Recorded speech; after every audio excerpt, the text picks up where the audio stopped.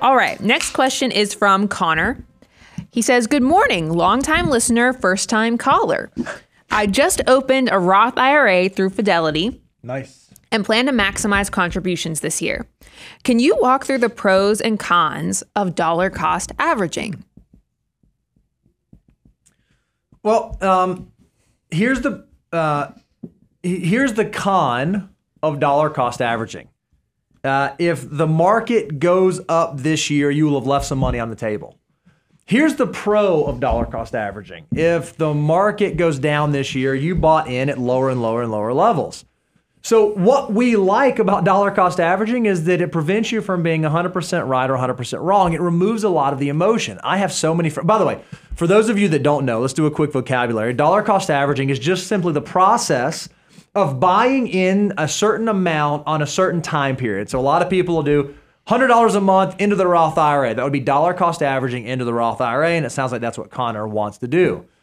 I have had so many young people in my life that I get them juiced on these Roth IRAs. I'm like, oh, you got to do it, you got to do it, you got to do it. And I convince them, maybe they just got their tax refund, maybe they just got some bonus money or whatever, like, hey, go do your Roth. And what they would do, and this happened a lot back in like 2007, 2008, 2009, I'd get them to max out their Roth. They'd put, back then it was what, $4,000 or $5,000. And a year later, they'd be like, Bo, what in the world did you tell me to do? I put in $5,000 and all you did was make me turn $5,000 into $4,500. You're an idiot. And I'm like, man, okay, maybe. So now what I tell people to do is I no longer tell them to max out their Roths, because I tell them to dollar cost average. Hey, if you're going to put $6,000 in a Roth or $7,000 this year, divide that by 12 and start doing that on a monthly basis, because we know that 8 out of every 10 years, market is up just about, right? You're going to have 2 downturns.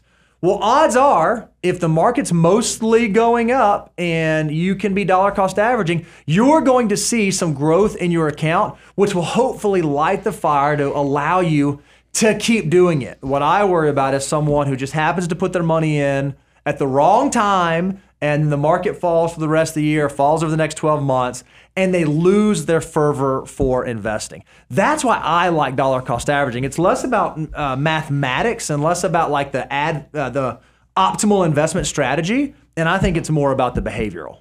Yeah, you just kind of, the part I was going to say to make this really simplified, mathematically it's always better to lump sum. However, in this instance, I think behavior is greater than the math. And what I mean by that is that I want you creating automated wealth is inevitable wealth, because I think the hardest part for people is just to stay disciplined, to be consistent, and just keep buying no matter what's going on in this crazy world that we live in.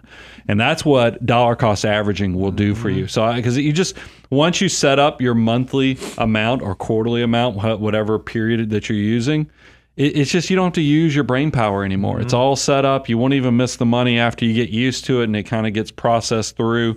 And as you get pay raises, I'd encourage you to increase your savings and investments, but it's just done. Whereas I know if you have to actually take the action of starting the investment, funding the investment, and putting in, there's a lot of behavioral traps that you could fall into, that you do it once and then you don't do it every year. And that's the part I don't like. Now, look, let me put the asterisk disclaimer. So I think we're all agreeing behavior trumps the math of this. So do dollar cost averaging with the asterisk that if you start making enough money that you might be phasing out on the income threshold for making Roth contributions, then I'd prefer you to be doing lump sum. Unfortunately, taxes do cause you to complicate your life, because it's kind of hard to unwind these contributions if you put the money in and then you make too much money and you have to bring it back out.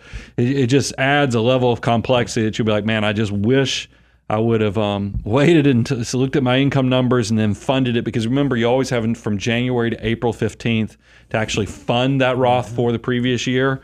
It's better to wait and see the numbers to get it measure twice, cut once on it. It's another one of those examples that the more successful you get, the more complicated and things that come into your life. But in the beginning, the behavior is what's important. So do the dollar cost averaging so you can not waste any more time and create that inevitable wealth through automation.